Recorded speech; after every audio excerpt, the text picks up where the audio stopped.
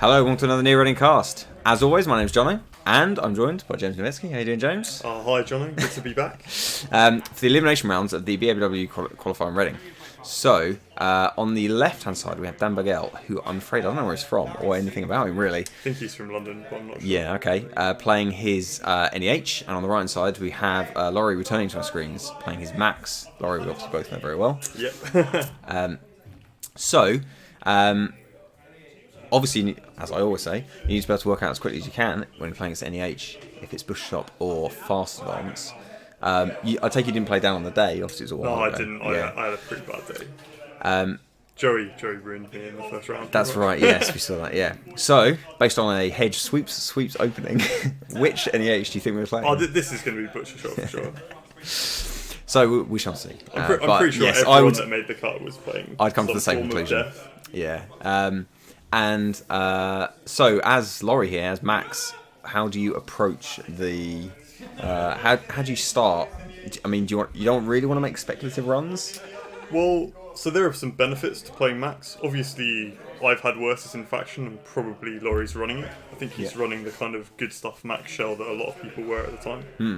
And on top of that, Max helps keeps your hand full. Yeah, with you probably start at 6 each turn, for instance. Yeah.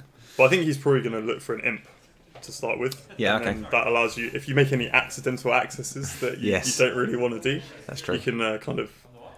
I mean, even though Dan's very rich, you might think he may not have had combo pieces because he played 3 cards out of his starting hand, so he only had 3 left. You might get lucky. You might not have the mid-seasons and the Scorch or whatever. I don't know. But yeah, I agree. It's high risk. So Laurie actually went for a very economy-heavy first turn. He double gambled into a daily cast. So. This Max deck can get very, very rich very fast. And it becomes quite difficult for the Corp if you can sit on Katie and just keep clicking Katie Jones. It can be very difficult for them to maintain their money advantage. Yeah, that's it. And it means that you can load up Katie and build economy. And even though it's not money in the bank, if you like, it's over time. You know, when you make the run or when you decide mid-seasons is a risk for one turn, you can empty it and you can kind of be ready. Yeah. Okay, so just an install device on R&D. So I guess not really interested in HQ. We can assume there are no agendas. But maybe there are. I mean, he may not care if agendas get stolen. That's kind of the point. I mean, typically, you probably want, if you are playing a kill deck, you probably want to defend HQ against things like Imp.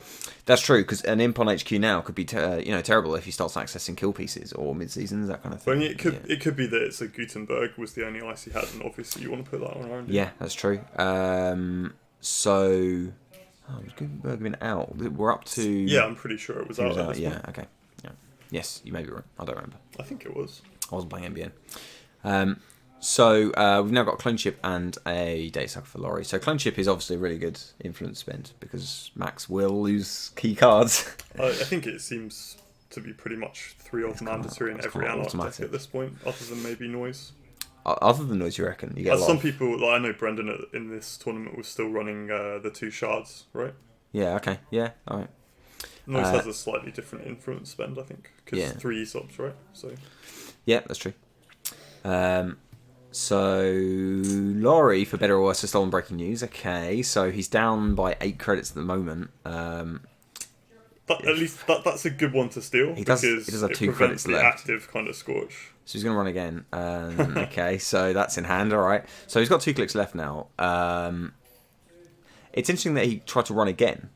I mean, I haven't seen one go past. I don't think he lost an Imp. Although if he did lose an Imp and there's one in the bin, he could Clone Chip it in. I think that he's running again because he's already stolen an agenda. So he might as well try and get he might get mid-season, so you might as well see if there's any more you can steal. Yeah. So he just takes 2 credits and passes his turn instead. So he's he's 6 credits down at this point, which means mid-season's into double Scorch. Should he have it, he can afford it, but he's going to draw on one. Was Explodapalooza out at this point? Apologise for the camera movement as well. This is I forget the reason. There was some issue with it.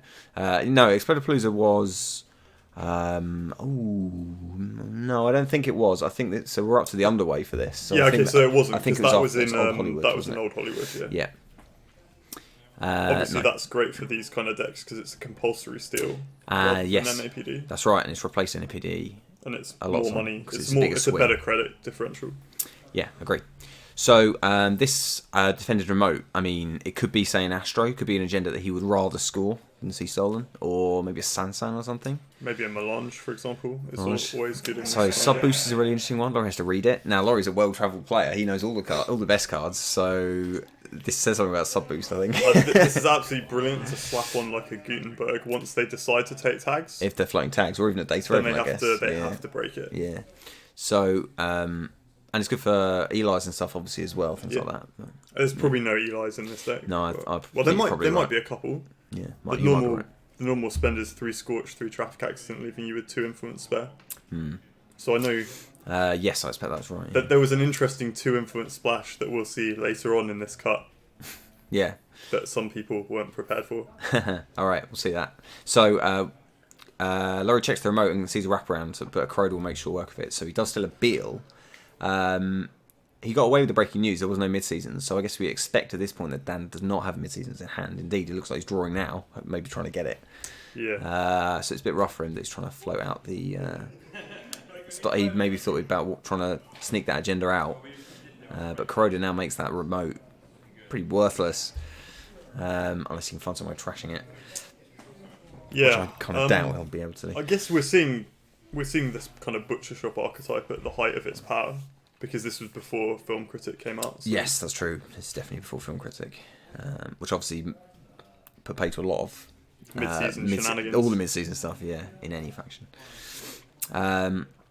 So Katie's going to do work, I think, over this game for Laurie. He can maybe he can afford to wait a couple of turns and wait for Katie to build up so that he kind of has a credit advantage before he starts running again. Agreed. This looks pretty bad for Dan, to be honest. Having said that, if he can sneak out an Astro or something, this is the strength of Butcher Shop, is they can easily transition into a more traditional MBN. Yeah, just any kind of MBN deck running Astro, which you would always run Astro, has the ability to just score out. And it's a threat that you can put on the runner that other kind of Scorch decks often can't. Yeah, forces people to run. Yeah, you have to. Yeah, you can't ignore remotes because otherwise you skip one remote one time and the Astro train's left the station. So Laurie will need to be careful, but if he can stay as close as possible to Dan, balance wise, then he can at least minimise the mid-season's threat. He's 3 points up without being mid-seasoned. He's got a Katie online. He's not that far away in credits. And on top of that, he's stolen a breaking news, which is one of the really threatening pieces in this deck. Yeah. So there's some discussion, I guess, about whether you go for 2 or 3 breaking news. I think most people now would recognise that 3 is the right call. In Butcher Shop, I think 3 is good. For sure. Because, breaking news is less of an agenda and more of a tagger, right? It turns on Traffic Accident. That's it. Okay, so it is an Astro behind a Data Raven, which Laurie was able to clone chip Data Sucker Parasite, although he didn't throw away the clone chip, which we will do in a minute. So he was able to blow up. It's not high either. This is just looking very rough. Yeah, Dan. So even if Dan has a mid-seasons in hand, unless he's got some surprise restructures or something floating around, he's not going to land a lot of tags. Well, I think he's played through a lot of his operational economy already. Yeah, we've seen it. I think we've seen 2 hedge funds and 2 sweeps so far. So if he's keeping it in hand, there's not a lot of it left. And obviously, if he misses this mid-seasons window, if you like, the mid-seasons is blank now. Yeah, exactly. Because another steal, and unless it's breaking news, which you'd be pretty lucky, then Laurie's going to win. So he's having a good think about it. After he's managed to draw, it'd be interesting to know what he has in hand. But if you're Dan, what's your objective now? Do you try to create a scoring remote? Do you ice HQ? I think it's just really hard at this point because even if he mid-seasons Laurie can pay a lot of the tags down. That's it. And then it's highly likely he has I've had worse in hand. So he could, if you then don't have enough of the kill pieces or you hit the I've had worse, Laurie can probably afford to click for credits, clear the tags before you can kill him. Yeah. And maybe that's what he's thinking about. Maybe he has now got the mid-seasons and now that agenda's gone. Putting an Astro behind a Data Raven is not particularly secure. So maybe he did it because he drew a mid-season. So that may be the decision he's pondering.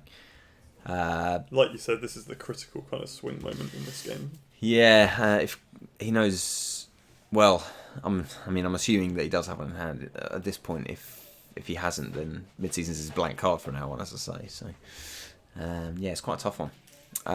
So we were discussing earlier whether you sit back and money up, and Laurie was aggressive enough early before the kind of combo came online that he's in a really strong position. So we are going to see a mid-season. So Dan only has 13 credits spare. So if he spends a 13, it'd be strength 19. So if he goes all in, he can land 4 tags. Which best click is case. this? Is this click 1? This is click 1. So he could do this and say double traffic. I mean, it won't kill Laurie, but maybe he could flush out some I've had worse.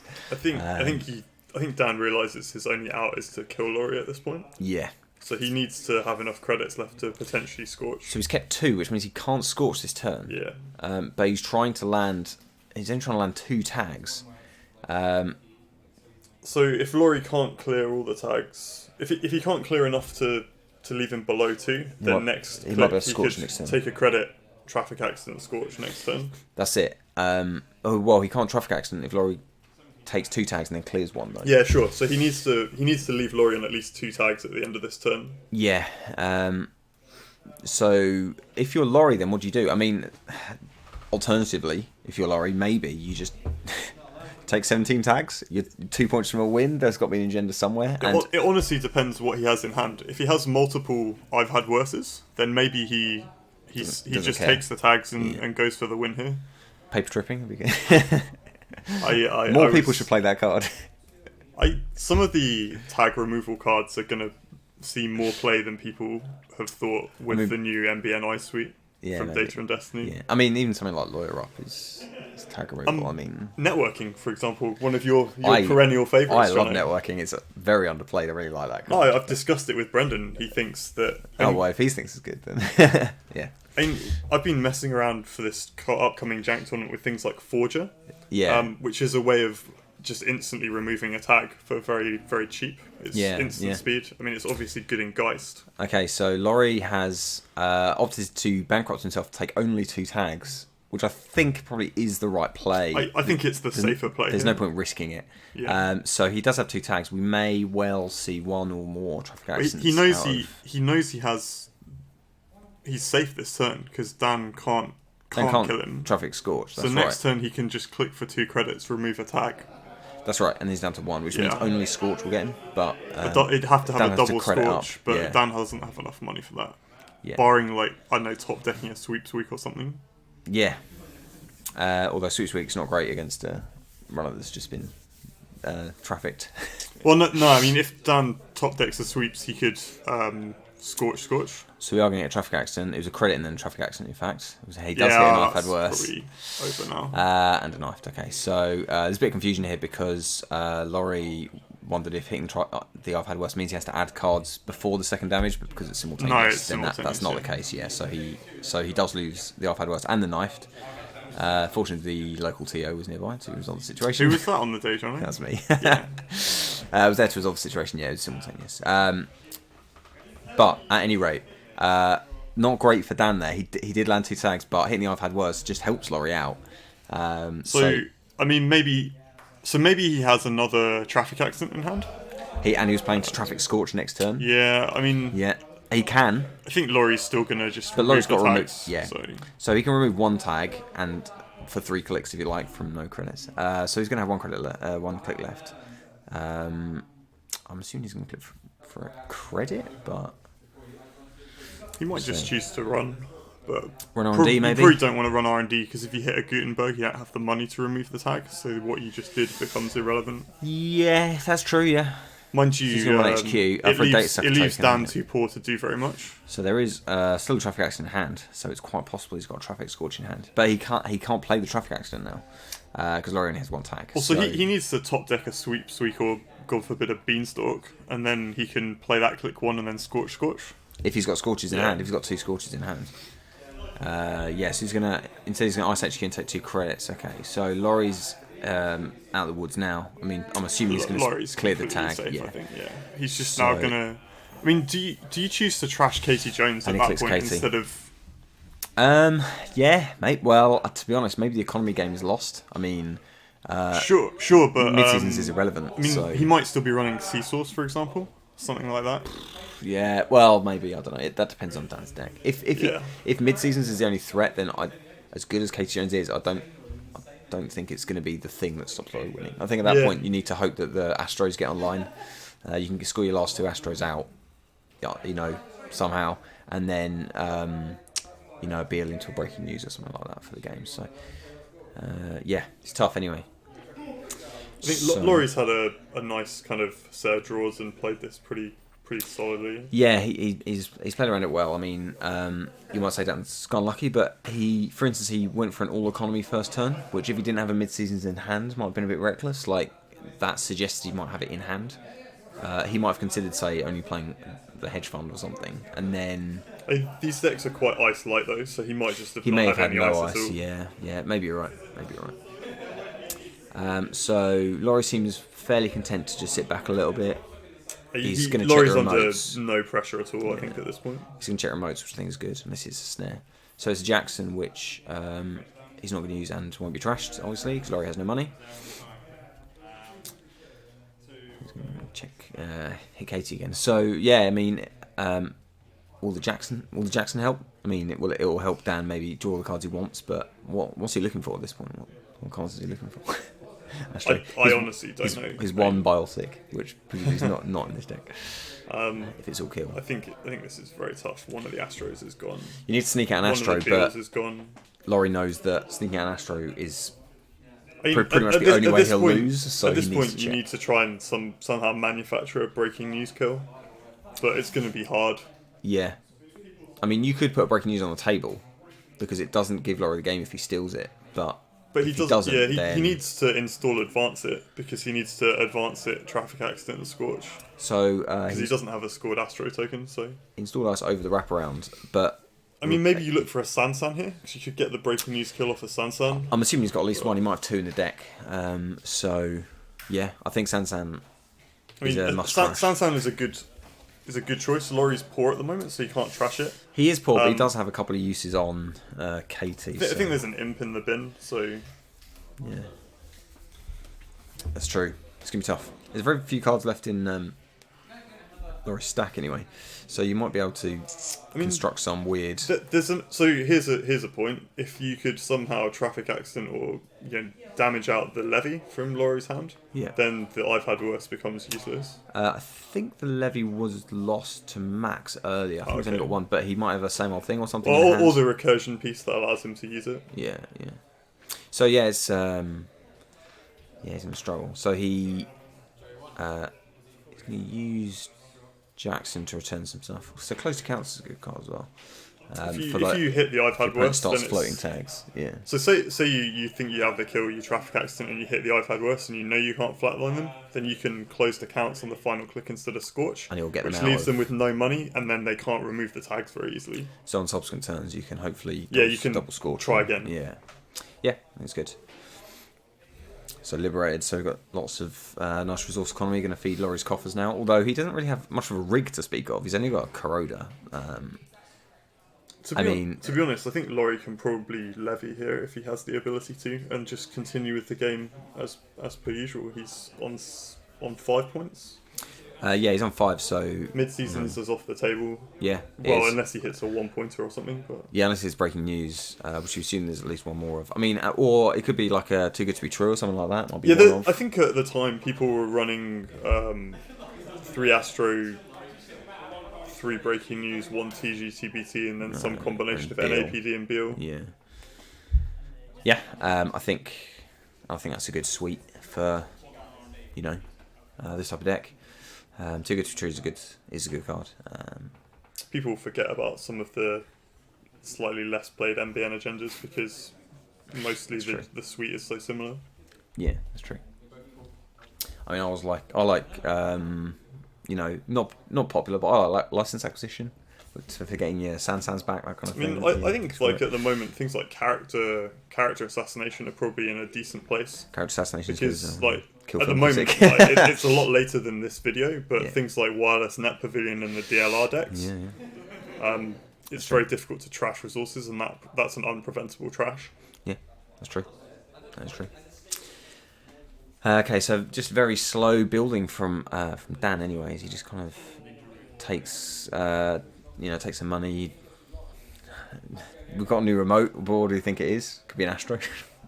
I mean, you feel like Laurie's going to check it, right? I mean, Laurie hasn't been running very much, but Dan hasn't given him any reasons. But he's checked all the remotes. I don't think he's got let a remote go. So yeah, there's no reason not to check the remotes. I mean, there could be a one-off snare in this deck, but so there's the levy. We just saw the levy get trashed by Max, and suddenly Laurie has a good look because he's wondering where his same old things are. So I think there's at least one same old thing in the bin as well.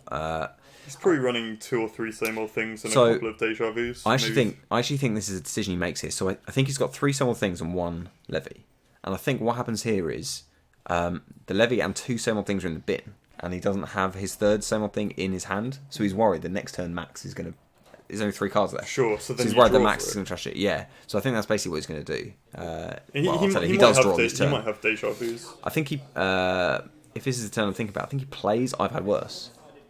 Sure. To draw all 3 so that he knows he's got the same old thing. And it means that you put it back through with the levy, so you've got. So he gets his presumably. I mean, I don't know if that's why, but the fact that he then immediately plays same old thing. I think Laurie's a very strong player. Yeah. He's probably. He plays odds pretty well there. If you think about how much Laurie plays and how much he travels. Yeah. He's probably the most experienced Netrunner player in the UK. Maybe you're right. Yeah. He plays everywhere. Right. He played every regional last year, which nobody else did. But that's crazy.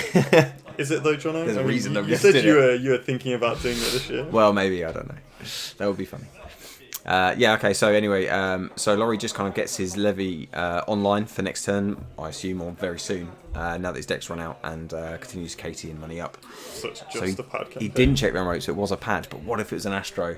Then could have been a turning point. Yeah, it could have been, but unfortunately it's just a pad. So we're going to see a second piece of arse in this remote, so I'm wondering, it looks like at this point Dan is trying to set up a scoring remote. Now, you already mentioned that this type of deck tends to be very ice light. I mean, he's going to struggle to build up a remote that is genuinely going to cause Laurie long-term problems. There's just not that much end the run ice in here. Yeah, it'd be like every data wave and things like that. So here's the splash. Cortex Lock's a good one. Yeah, so that's a good card, and Laurie's not dead, but he is going to take some damage. He's going to take 2. Yeah, he's going to take 2 now. Barring some sort of shenanigans, but he loses a clencher. That's quite big. And the legwork, they're both good. Yeah. So we might see the same old legwork instead through maybe not through a Cortex Lock. But I like Cortex Lock; it's a good card. And can you imagine if he'd had a Grimoire or something installed? It could have been terrible. So he did not want that one. Yeah. So maybe mid-seasons is now on the table this turn. I mean, he's not with money, but the money situation. Might have a hedge. Sweeps into hedge into mid-season. Yeah, I mean, it's important when you play this kind of deck to hold back your economy. Yeah, I think it is a good strategy. For a surprise burst, so when the runner thinks they're safe. Some extra tags. Because if Dan, I mean, Laurie has, I want to say 2 clicks left this turn. So if Dan had, if Dan had more money than Laurie, he might consider, clearing Katie, getting some money, liberate, that kind of thing.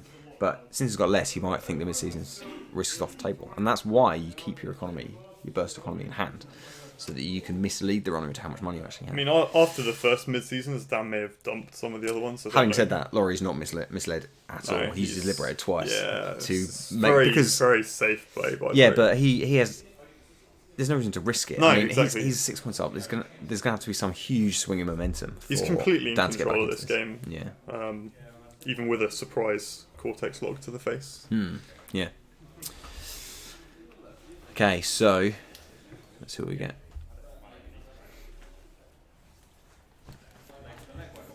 Wonder what Dan's going to do now. So he's got the pad. He's up to 7. Alright, so he's going to install the remote and take 2. So what do you reckon? I mean, the fact that it's in that remote, does that mean it's like it could be an agenda? Well, score? Laurie literally knows all of his influence now. Because he knows he's seen the final 2 as the Cortex Lock. He's going to assume it's 3 of traffic and scores. I think you have to. I think that's a reasonable assumption. So that it's not like a snare or something ridiculous. That's a great card. But you're right, that would be a good card in this situation. Well, it's one of the other choices for that final 2 influence in NEH, because, you know, they needed 17, not 15. Yeah. 2 underpowered. But, yeah. So, I'd be interested to know what's in this remote, and I'd be interested to know what ice... If it's an agenda, I'd be interested to know what the ice is, because... I mean, maybe Dan is a bit like... So I think best case scenario here is something like an Enigma. Enigma would be annoying. Because it'd force a Yogg install. Unless he has it in hand, he can't... I don't think it's in the bin because he's just levied. Oh, Alright, well... Okay, Laurie's prepared, he's got the money. Alright then. So you're going to see a Yogg, which means Enigma and the like. Oh, so we're going to get so he's same old levy. Right, okay. So he's just clearing out his hand of stuff he wants to keep, Yogg. Sensible. Yeah, it's because sensible. You can walk through a Data Raven at this point if you need to. That's true, and you can walk through a Cortex lock if you don't want taking 1 net damage. Now that he's mitigated that a little bit. Deal. Yeah. Especially in Max, where you draw extra cards. That's true. So yeah, okay. So he's got 1 click left, he's going to use Katie, alright. So he is happy to, once again, ignore the remote. So if this is an Astro, that's pretty good for Dan. Yeah. It looks like it is. So he is an Astro, okay. So... Don't know who that was. But Pete wasn't there on the day, so... No, it wasn't Pete, no. Okay, so... Oh, Laurie would have liked that legwork, that would have been good. So if Dan's got another Astro in hand, which he may do at this point, you know, this could suddenly turn a little bit. He's got hope that he gets the Astro before, say, a Beal. Because if he's got a Beal in hand or something, or soon, then... You don't really want to score it, do you? You don't want to use up the Astro counter. I don't think so at this point. I think you just keep it in hand and hope it gets missed. And I think he wants the Astro counter for a potential breaking news kill. You think he'd use it? He'd rather use it to kill. I think that's your only. Yeah, he's not going to try. Really. Yeah, not going to try. One of the Astros has already been stolen. Yeah, that's true. You don't have much time left because Laurie literally only needs 1 point to win. That's true. So Laurie's just going to speculatively check HQ. He did lose the Deja Vu to Cortex Lock, but he's going to get 1 access. Let's see mid-seasons, but obviously that's completely irrelevant now. So that is a blank card, yeah. So I wouldn't be surprised to see that discarded very soon. He's got... Yeah, he's going to check archives, okay. I don't think there's any reason to have stuff in there, but you can just keep him honest. Yeah. For me, you know, I know I've hidden agendas in archives. I had to hide some agendas in archives yesterday. Sometimes it's the safest place. But in an environment with no Jackson, that's true. Sometimes there are no options. Jacksonless tourney yesterday, yeah. So he's going to check HQ again. He's going to lose the Liberated. So he's going to lose some good cards. It's kind of interesting here. I mean, maybe you run RNG and you force accessed. him to res some of this ice, or let you just get fresh accesses. Yeah, I mean, the worry is that you walk into Architect? No, not Architect. No, there's no Architect. There won't be anything like all the influence. I mean, like a Gutenberg is like worst case scenario. Yeah, it's going to be a Sentry, You have to spend a click and 2 credits to... Yeah. Or I guess a Data Raven, but... yeah, maybe a Data Raven, because that does turn the kill back on if you don't try and break it. Right, Laurie has no Mimic, right? So we've got another install in the remote. So not an Astro. So he kind of has to check this, because if it's a breaking news, next turn he could advance it, score it with Astro token, and then go for the kill again. He's got 2 clicks for murder, you're right. So he's going to check is a Data Raven. Let's see what Laurie does here. Yeah, so he might give up on it. So at this point, Laurie can actually beat the trace. So you just take the tag and beat the trace. He can beat the trace, you're quite right, yeah. He also ran on click 1, so he can clear the tag. So I think he checks here. And he can clear Katie as well if he bankrupts him. Yeah, exactly. Like So he takes the tag and does allow the trace. There's no boost, we just pays 3 credits. So actually, not that taxing. No. If you're not willing to back it up with trace money. If you don't have more money than the runner, then the trace on Data Raven is kind of irrelevant. Yeah. So he's going to access Sansan, which is a good card, and he should trash it. I think you trash it and then you take the Katie money here. Yeah, I think so. Just a bit of mismanagement because he overpaid for the trace, so that's why he took a credit. So he trashed the Sansan. Now, I did like that from Dan, placing the Sansan out, because that is, that's a card that will help him get back on track, and you could, breaking news through it as well, all kinds of stuff. So he does take the Katie money. Has he cleared the Data Raven tag? Yeah, he cleared the tag. So he ran on click 1, he cleared the tag, and then he took credits from Katie Jones and installed the Steady Cost. Right, sure. So, yeah, just kind of a bit of economic regeneration background. Yeah, that's it.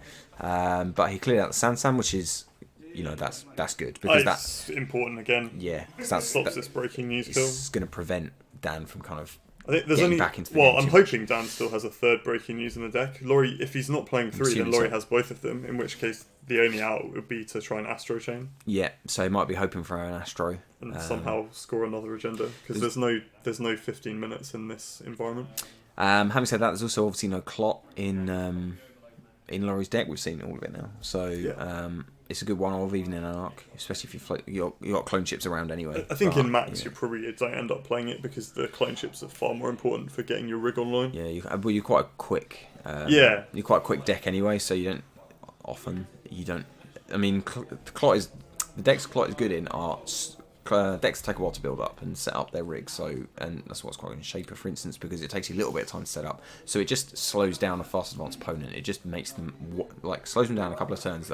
Gives you the time to build up. These Max decks rig up frighteningly fast as well. Yeah, Max can set up very quickly because they're just getting cards thrown at you. I love playing Max. I didn't play at this tournament because Joey wrecked me in the previous week's testing with some ridiculous. Sure, there's a lot of Anarch at the cut-off this tournament. There was. It was all Anarch, in fact. It's almost all noise. It was. I don't remember the I think it was 1 Max, 1 Wizard, and the rest were all noise. Yeah, that sounds right. I think Dave Peterson was playing Wizard, I think, in the cut. I don't remember. But was there more than 1 Max? No, I think it was just a lot of noise. Just Laurie was playing noise, Dave was playing Wizard, and everyone else was playing Max. Yeah, I think you're right. was playing noise. Sorry. Yeah, I think you're right. Okay, so Laura's having a good think. Dan is having a good think about what to do. I think he has very few options left at this point. Yeah, he's just got, I don't know, hope for a good pairing in the loser bracket. Maybe I hate to say it, but this game is all but over. His deck's getting thinner. Laurie's played a very disciplined game, and he's avoided any chance of being killed. So now he's rolling remote in a restructure. Okay, so this is kind of interesting because now he has a credit advantage, and if Laurie has to check this, which he does for the same reasons he had to check it last time, getting through the trace on the Data Raven is hard. Okay, so we're going to get the same old legwork instead. So Laurie, it looks like, is betting that's not an agenda in the mode, maybe a Sansan, but he's also betting he just needs to find an agenda, right? I think he's betting there's agendas in hand, and I think that's a reasonable We assumption. haven't seen any NAPDs. No, that's true. Okay, so that's the game. So yeah, I think he was assuming that there are agendas in hand because the agendas were trickling out so slowly. So it was a breaking news. You knew they were building up. So that would have been interesting. Dodges that bullet with a perfectly timed legwork. Yeah, he did. And he ran on click 1 and 2 anyway, so presumably he would have tried again or run. He would check there on click 3, I assume. I don't know.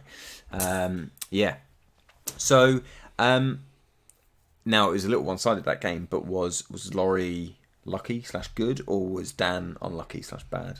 I think that Laurie played very disciplined.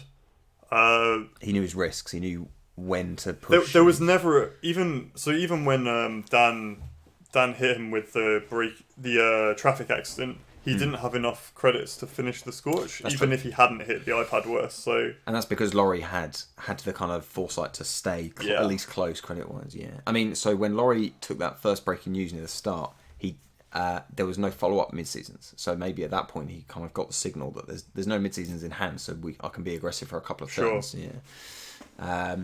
Having said that, given Dan's opening, that he just took 12 credits for his first 3 clicks, that would suggest to me they had the mid-seasons in hand.